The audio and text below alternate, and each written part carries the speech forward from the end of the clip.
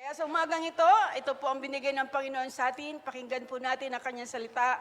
A time for everything. Yan po ang ating mensahe. A time for everything. Mga takdang panahon para sa lahat ng bagay. May takdang panahon para sa lahat ng bagay. Ecclesiastes 3:1 to 11. Ulitin ko.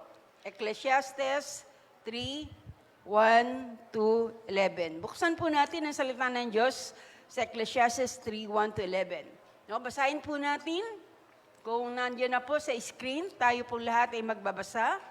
Ecclesiastes 3:1 to 11. Okay. So, basahin po natin. Okay, 1 to 11, marami-rami po yan, pero maikli lang naman. Handa na po ba tayo? Ang lahat na handa na, magsabi ng amen? Sige, 1, 2, 3. Sa bawat bagay ay may kapanahunan, at panahon sa bawat bagay sa silong ng langit. Panahon upang isilang, at panahon upang mamatay. Panahon ng pagtatanim, at panahon upang bunutin ang itinanim. Panahon ng pagpatay at panahon ng pagpapalibing o pagpapagaling. Panahon ng pag-iba at panahon ng pagtatayo. Panahon ng pag-iyak at panahon ng pagtawa. Panahon ng pagtangis at panahon ng pagsayaw.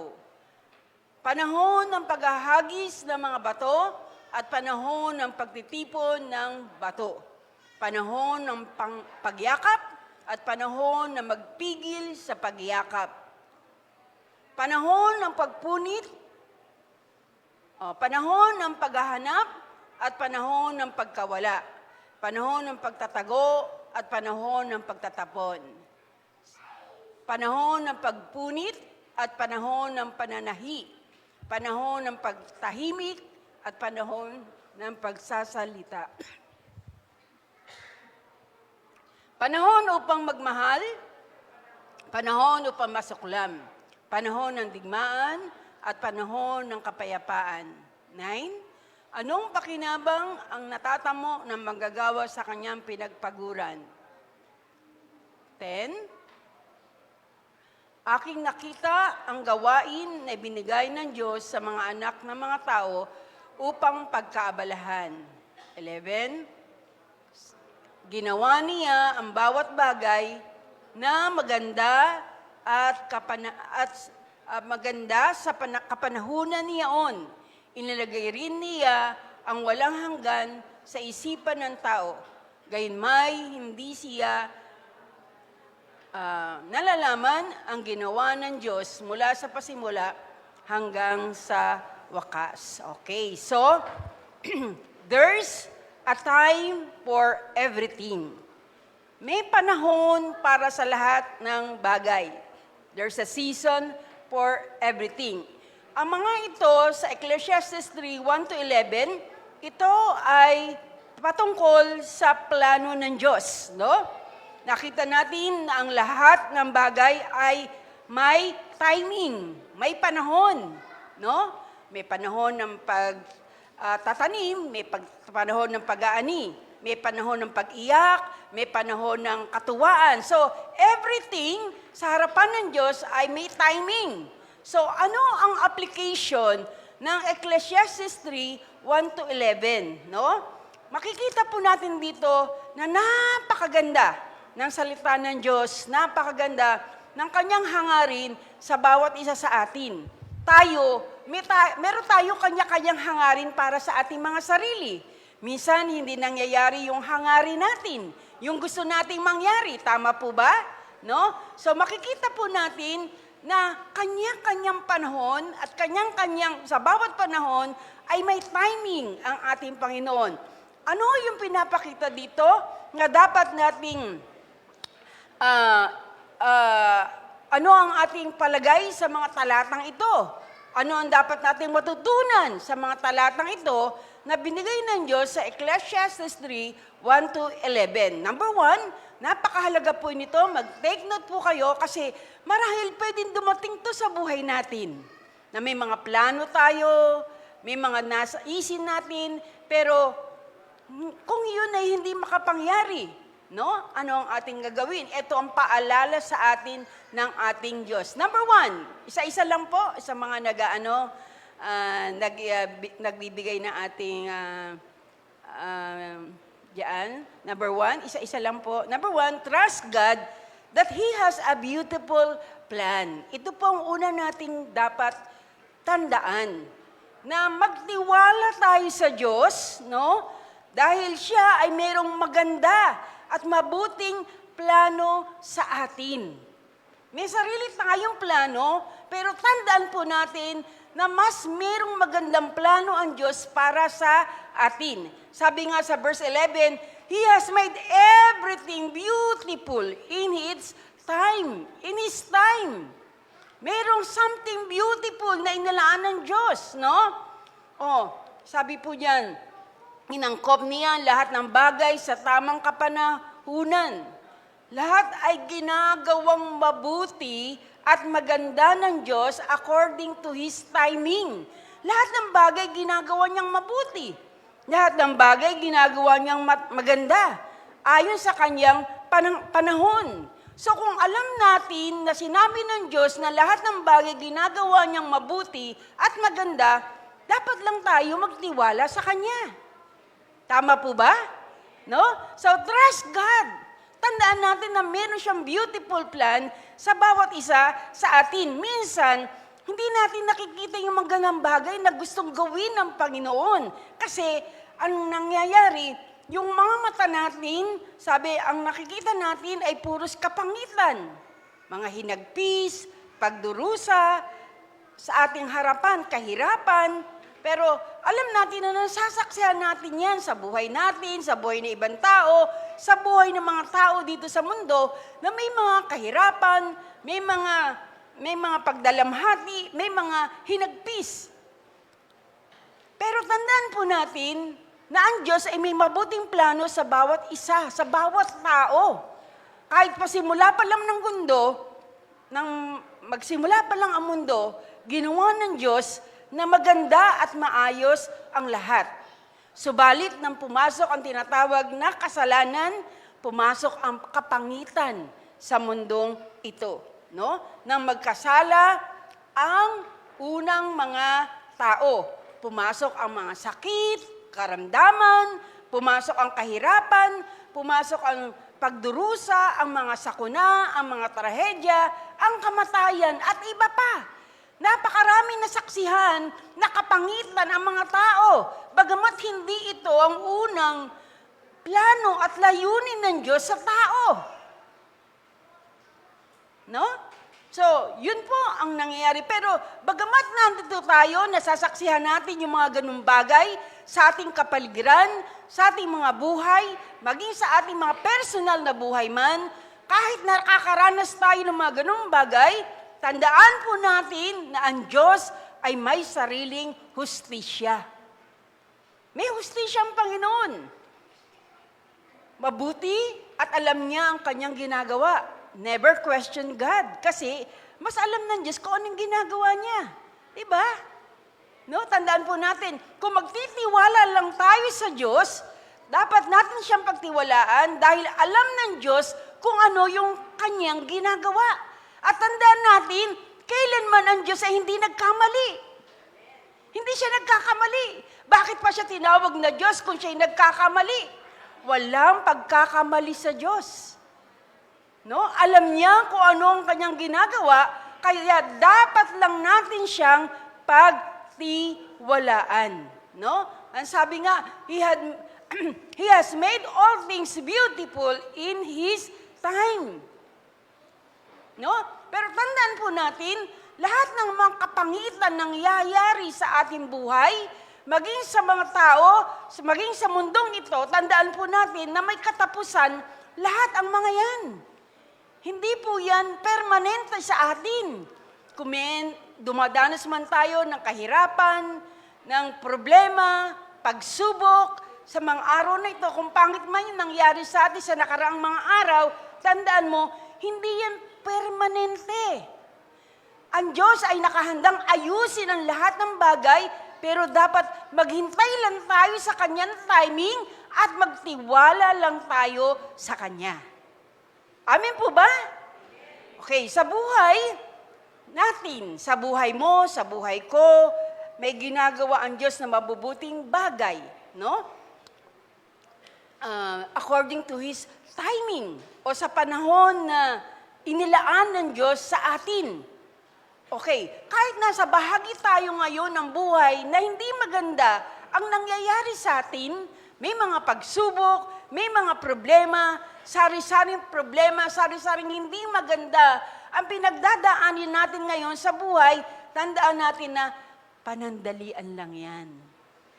Hindi yan permanente. Tama? No? Makikita po natin kung tayo magtitiwala sa Kanya na ang Diyos ay may mabuting bagay na pinano niya sa ating mga buhay. May maganda siyang plano, maganda siyang ilalabas sa mga araw na susunod. Magtiwala lang tayo sa Kanya at maghintay lang tayo sa Kanya ayon sa tinakdan niyang panahon. Tama? May iba sa inyo, nalulungkot kayo ngayon. Tingnan nyo nga katabi nyo kung nalulungkot. No? Panandalian lang yan. No? Lilipas din yan. No? Tandaan po natin, hindi natin nakikita na, kaya pala ganun, may maganda palang plano siya kaysa sa pinaplano ko. Diba? No? So, according to verse 11, yung plano ng Diyos ay from eternity to eternity. Ang pagpaplano ng Diyos ay pangwalang hanggan. Tayo, yung plano lang natin ay napakaliit lang. Kadalasan yung pinaplano natin sa buhay, pang 1 taon, pang 2 taon, o ilang taon lang. Pero ang Diyos, pag nagplano siya sa atin, mula sa eternity hanggang eternity, walang hanggan. No? Okay, so minsan pinaplano mo lang, magbabakasyon ka lang ng 2 linggo, magbabakasyon ka lang ng 1 linggo, pinaplano mo lang, pagdating mo ng 30 years old, magpapatayo ka ng bahay, bibili ka ng sasakyan, pag 29 years old ka, magpapakasal ka na, yun yung mga plano mo. Pero ang Diyos, mabuti ang Diyos, ang plano niya para sa atin, para sa walang hanggan, hindi lang panlupa, kundi pang walang hanggan. Tama po ba? Kaya mabuti ang Panginoon. Mabuti at malawak ang plano niya para sa ating lahat. Kaya tandaan nyo, dapat lang na magtiwala tayo sa Kanya. Pagtiwalaan natin siya. Hindi nangyari yung kalooban mo, hindi nangyari yung plano mo, pinaplano mo, yung gusto mong mangyari ngayon. Kung hindi man nangyari, magtiwala ka. Merong magandang plano ang Diyos. Konti lang po nag-amen. Naniniwala po ba tayo? Amen. Hindi natatapos ang buhay dito. Huwag niyong tuldukan kung hindi maganda nangyari sa iyo ngayon. Huwag mong tuldukan. Merong kayang gawin ng Diyos na higit na mas maganda at mabuti sa iyo sa mga susunod na araw at panahon. Pangalawa, dapat nating tandaan, you don't have to understand everything. Number 2, you don't have to understand everything. Ibig sabihin, hindi lahat kailangan mong maintindihan. Tama? Tandaan po natin, hindi lahat ng bagay kailangan mong maintindihan. No? Kasi, pag hindi natin naintindihan, yung nangyayari sa buhay natin, tendency, ganito. Nagsasabi tayo sa Panginoon, Lord, hindi ko alam kung anong nangyayari sa buhay ko. Please, explain it to me. Paliwanag mo nga sa akin, Panginoon. Hindi ko naintindihan, nauunawaan kung bakit nangyari to sa akin eh. Amen? Di po ba? Pag merong hindi magandang nangyari sa atin, yung inaasahan natin hindi nangyari, hindi naganap, Lagi natin tinatanong ang Diyos, Diyos ko, bakit ganun nangyari? Ano nangyari na to? Ba't nangyari to sa akin? Hello?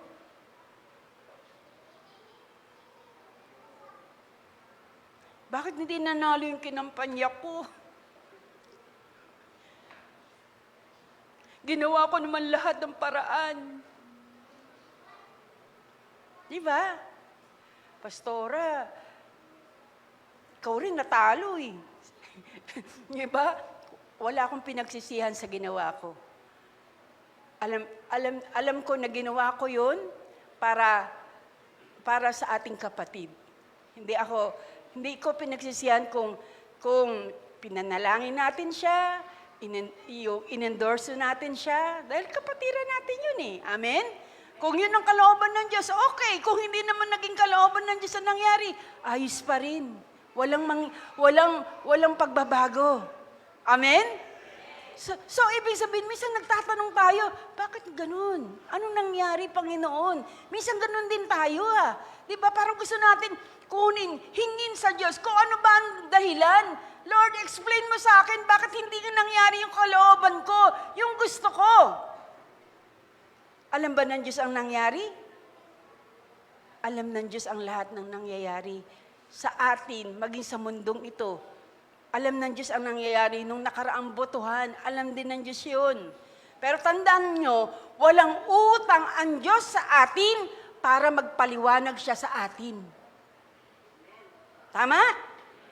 Hindi dapat natin siyang singilin sa pagpapaliwanag. Kung hindi nangyari yung gusto natin, tumahimik tayo. Magtiwala tayo sa Diyos. Amen po ba? No, alam natin, magtiwala tayo na may magandang gagawin ng Diyos dahil ang gusto ng Diyos sa atin, sa ikabubuti lagi natin. Tama? Tama po? Alam ng Diyos yun. Hindi kailang ipaliwanag niya lahat ng ginagawa niya sa iyo. Hindi kailang ipaliwanag niya lahat ng ginagawa niya sa buhay natin. Kung nangyari to yun sa atin, magtiwala lang tayo. Walang dapat i-explain ang Lord sa atin. Kinakailangan magpakumbaba tayo, kahit hindi in-explain ng Diyos sa atin, kahit hindi niya piniliwanag sa atin kung bakit nangyari yon, magtiwala lang tayo sa Diyos. Trust God. Amen? Palakpakan po natin ang ating Panginoon. Tandaan natin, magtiwala lang tayo sa Diyos. May mabuti siyang plano sa atin. May mabuting plano pa siya kay Brother Ryan. Nang higit na mas mabuti kaysa doon. Tama? No? Minsan may plano tayo, itong gusto natin eh. Pero kung ang gusto ng Diyos pala, mas mabuti kaysa sa pinaplano natin. Jeremiah 29:11. Anong sabi sa Jeremiah 29:11? For I know the plan, no? I know the plans I have for you, declares the Lord. Plans to prosper you and not to harm you, no? And to give you future and a hope. So, ibig sabihin, alam pala ng Diyos, I have a plan for you. May plano ang Diyos sa atin. Kung may plano ka para sa buhay mo, kung may plano ka para sa pamilya mo, kung may plano ka para sa negosyo mo, masigit na may magandang plano ang Diyos para sa iyo. Ano sabi ng Panginoon? Plan to prosper you, to give you wholeness, and not to harm you. Hindi para saktan ka. Tandaan natin, no, kung nararamdaman natin, nasasaktan tayo. Kung nararamdaman natin, bigo ako, Panginoon. Hindi. Tandaan mo yan. Hindi ng kalooban ng Diyos. Gusto ng Diyos na maging maayos ang kinabukasan natin. Gusto ng Diyos na magkaroon tayo ng kapayapaan, ng hope, ng pag-asa. No? Minsan hindi lang natin maunawaan, maarok. No? Hindi natin maunawaan at maintindihan yung napakagandang plano niya sa buhay natin. Hindi natin maintindihan agad-agad. Pero sampalatayanan lang natin, tandaan lang natin na may maganda siyang plano, mas magandang plano siya sa buhay natin. Naniniwala ba kayo na may mas magandang plano ang Diyos sa buhay nyo? Amen. Kahit sa pasimula, kahit sa ngayon, parang hindi mo nakikita yung magandang plano ng Diyos. Puros kabiguan nararanasan mo. Puros hindi magandang bagay nararanasan mo. Hindi porket nakakaranas ka ng kabiguan ngayon, hindi porket nakakaranas ka ng hindi maganda ngayon, no? Ay wala nang mabuting plano ang Diyos sa buhay mo. Kung sinara niya isang pintuan, kaya niya bukas na isang magandang pintuan para sa iyo. Amen? Palakpakan natin ang ating Panginoon. No? Minsan hindi natin makita agad-agad. Pero kung mananampalataya ka, meron at meron. Yung denial ng Diyos ay hindi nagsasabi na nire-reject ka niya. Kundi minsan, yung denial ng Panginoon ay proteksyon para sa iyo, para sa atin. Yung pala, iniiwas ka lang ng Diyos sa hindi magandang bagay na mangyayari sa iyo. Because God knows our future. Alam niya yung ating kinabukasan. Alam niya yung pwede mangyari sa atin sa susunod na mga panahon, sa mga susunod na taon. Hindi mo alam, yung denial ng Panginoon, kaya nangyari sa iyo, na akala mo hindi maganda yung nangyari sa iyo, yung pala ay isang paraan ng Diyos para proteksyonan ka. Tama? Tama? Kaya huwag ka agad mabibigo. Huwag kang magsasabi, ba't ganito, Panginoon, unfair ka. No! He is not unfair. Laging ikabubuti natin ang gusto ng Panginoon. Amen? So, kinakailangan una magtiwala. Pangalawa, wala siyang dapat ipaliwanag sa atin. Pangatlo, sa halip, you just have to understand one thing.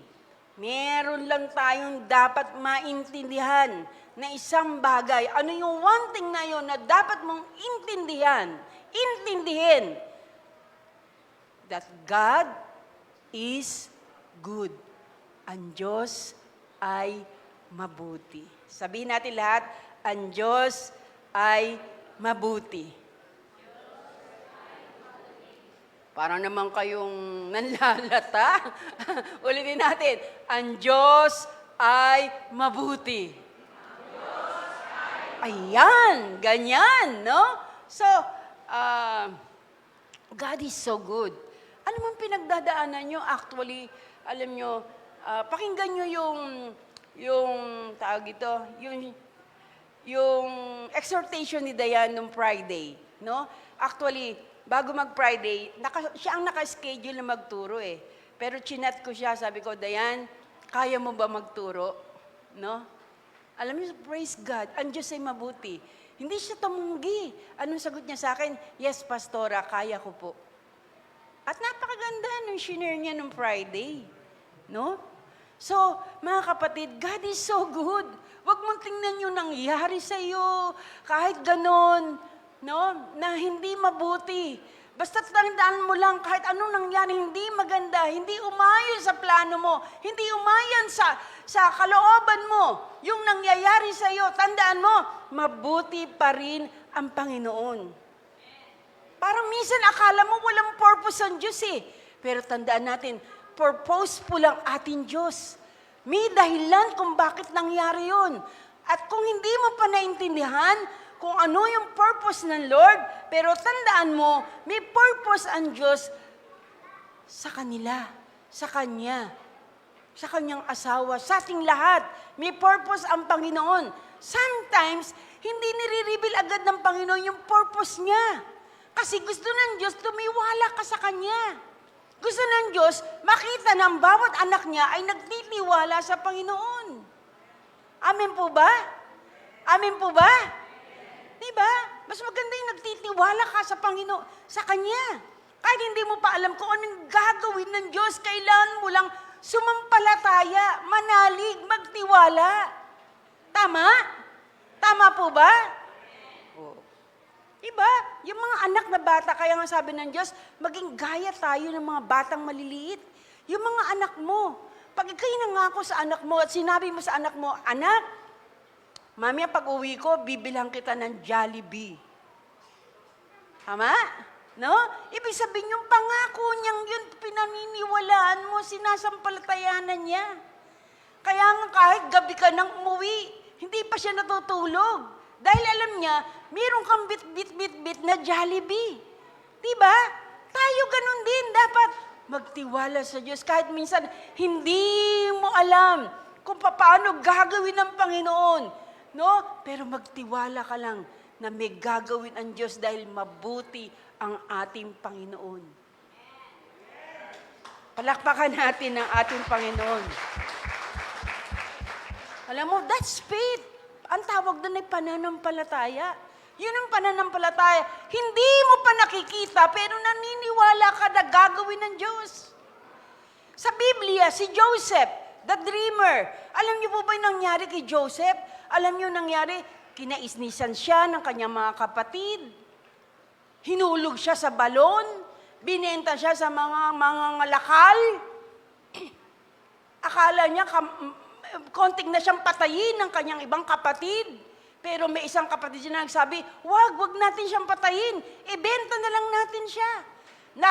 Naging malayo siya sa kanyang ama. Naging malayo siya sa kanyang mga kapatid dahil binenta siya sa mga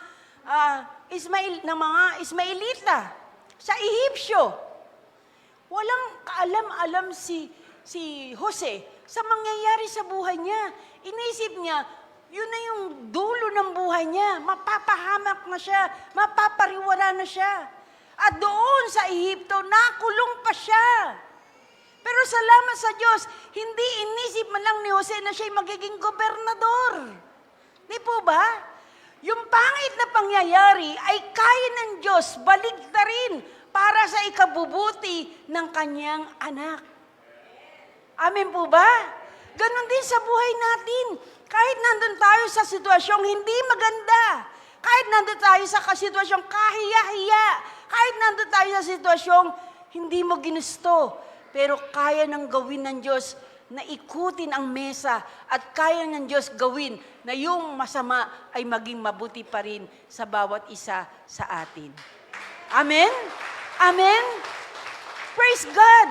Sapat na ito mga kapatid para maintindihan natin na ang Diyos ay mabuti. He is good. Yung laging tatandaan nyo, hindi siya gumawa ng masama sa atin. Lahat ng bagay, isa kabubuti natin. Kung meron tila baga parang hindi maganda nangyayari sa buhay mo, magtiwala ka lang sa Diyos at sampalatayanan mo, makinig ka, sampalatayanan mo, magtiwala ka sa Kanya na ang Diyos ay mabuti pa rin.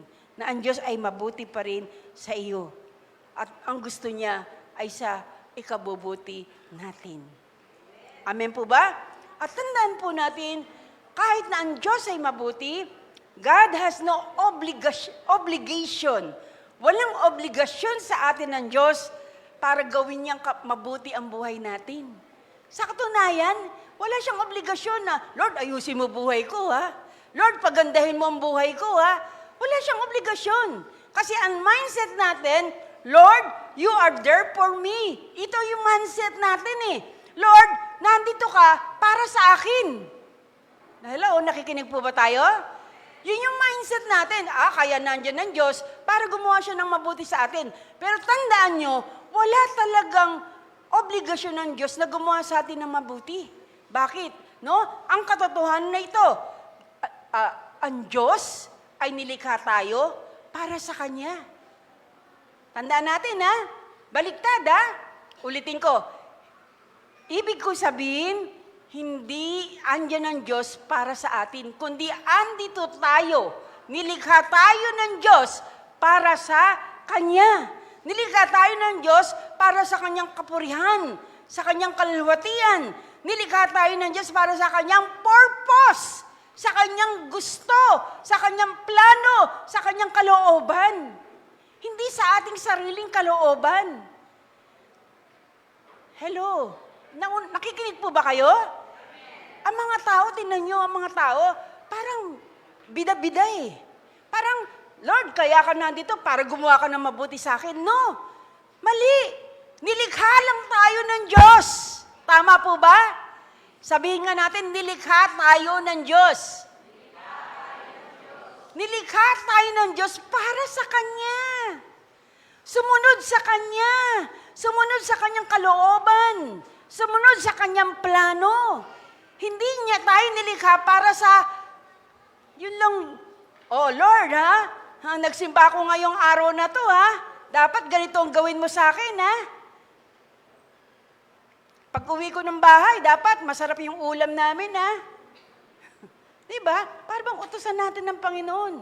Para bang nag-i-exist lang ang Diyos, parang kagaya siya ng genie. Alam niyo po ba yung genie? Yung parang nasa botelya, nakikiskisin mo. Tapos pag kiniskis mo ganyan, lalabas, ano wish mo? Hindi ganun ang Diyos. Sa katunayan, hindi natin siya minahal. Sa katunayan, hindi natin siya hinanap. Sa katunayan, rebelde ang mga tao. Hello? Tapos didiktahan mo ang Diyos, ganito gusto ko, ganun ang gawin mo, ganito ang dapat. Hindi. Wala siyang obligasyon na pagandahin ang buhay natin. No? Sa halip, dapat nga tayong parusahan. Tama po ba? Tama po ba? Pero ano ginawa ng Diyos? Inako niya. Inako niya ang kaparusahang para sa atin. Binayaran niya lahat ng ating mga kasalanan. Dahil minahal tayo ng Diyos at binigyan niya tayo ng magandang kinabukasan. Hello? Hello? Ano tawag doon? Hindi tayo karapat-dapat pero binigyan niya sa atin yung kapatawaran. Binigyan niya sa atin yung kaligtasan. Hindi tayo karapat-dapat pero binigyan tayo ng Diyos ng ganitong mga bagay. Ginawa niyang mabuti tayo. Ginawa niyang mabuti ang ang plano niya sa buhay natin. So ano ang tawag doon? Ang tawag doon ay grasya. Tama po ba? Kaya minsan, alam niyo po, ako nalulungkot Yung mga tao, kahit halimbawa dito sa church, alam niyo, ang buti-buti ng Panginoon, pero ano ginaganti natin? Pag linggo, ayaw niyong umatin, tinatamad kayo.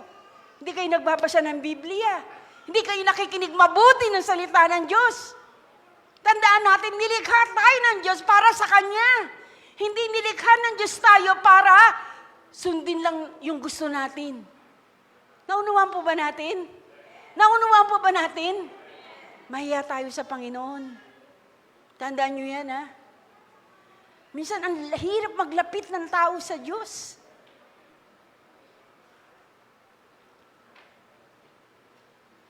Andiyan ang kabutihan ng Panginoon, pero minsan matigas pa rin ang puso ng tao Nakita natin, pero kahit na minsan matigas ang puso natin, may maganda pa rin siyang plano sa'yo.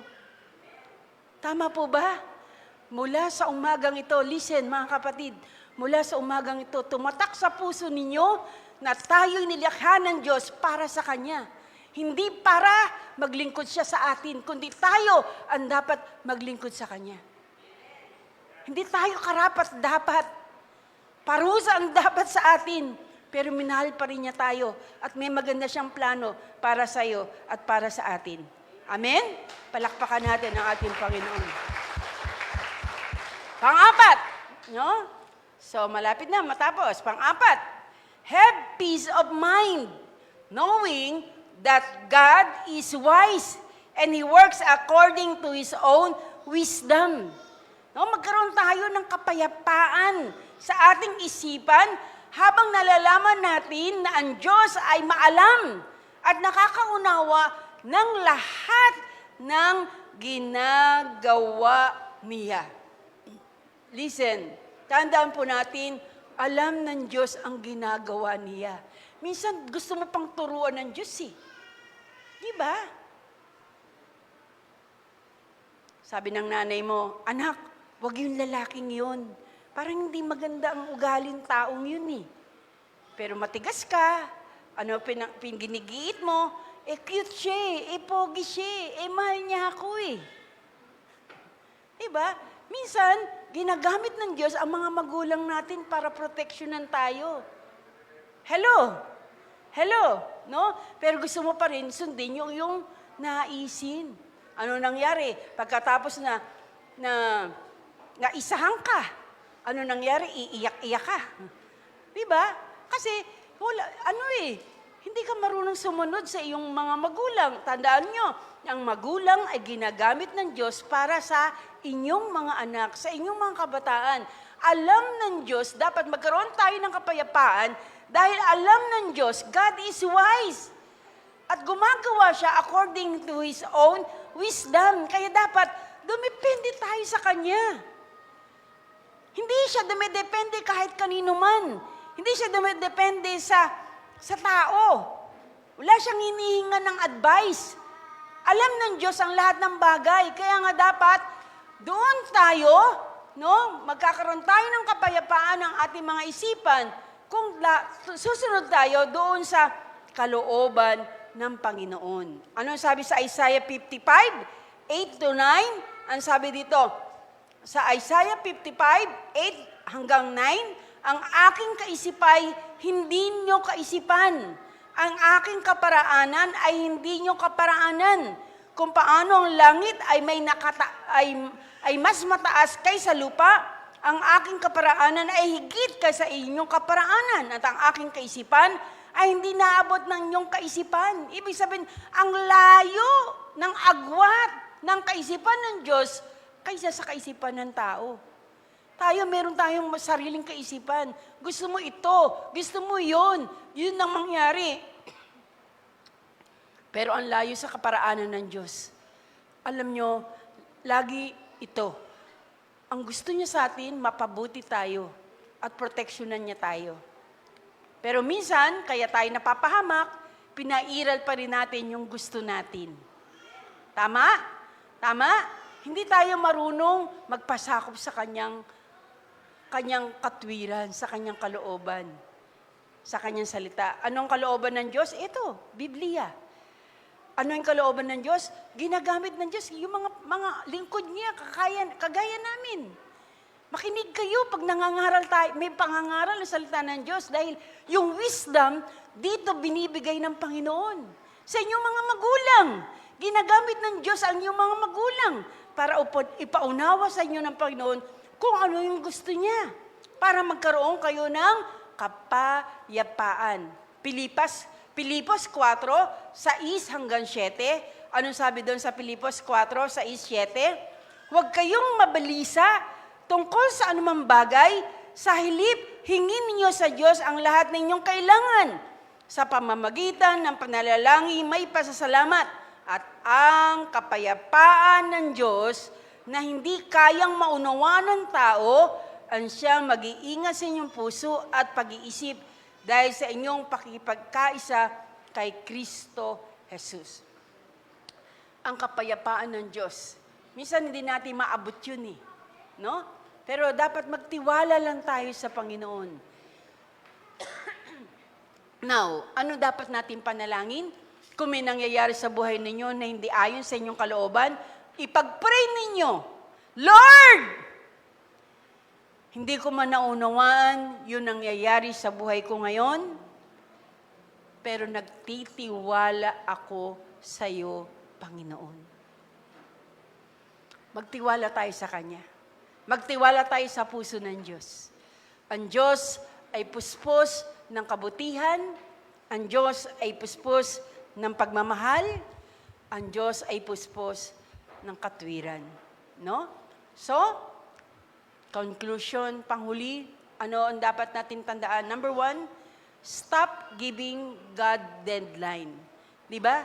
Minsan ganun Masyado tayong mag-iit Ginigiit pa rin natin yung gusto natin.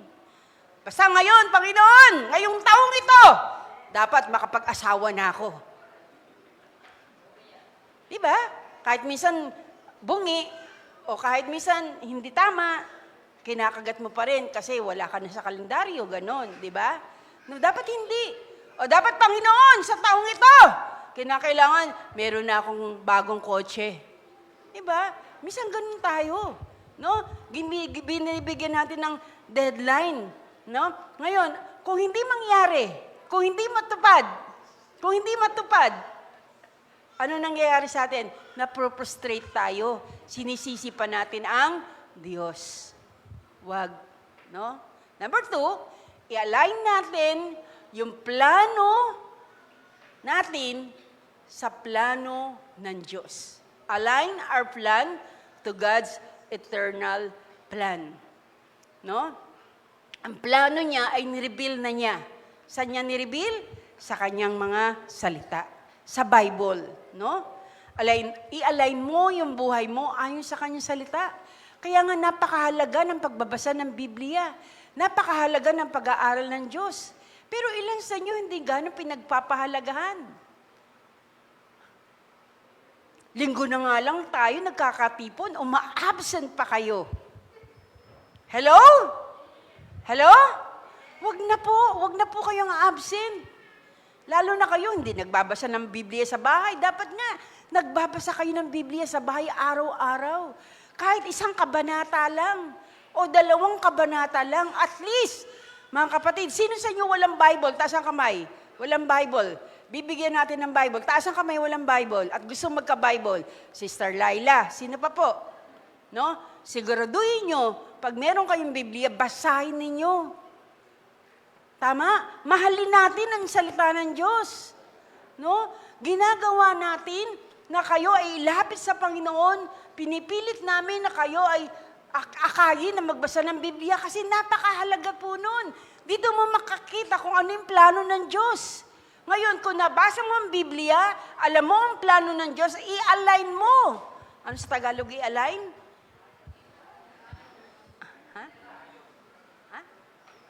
I-ayon mo yung plano mo sa plano ng Diyos. Amen? No? Alam ng Diyos, no? Napakaganda ng plano ng Diyos. At pangatlo, humble ourselves before the Almighty God. No? Magpakumbaba tayo sa harapan ng ating makapangyarihan Diyos. So, pag hindi nangyayari ang plano natin, no? Magpakumbaba tayo. Lord, okay, tinatanggap ko na yung plano ko ay hindi ayon sa plano mo. Tinatanggap ko. Patawad po. No? Humingi tayo ng tawad. Kung pinipilit natin na iayon yung plano natin sa plano ng Diyos. No?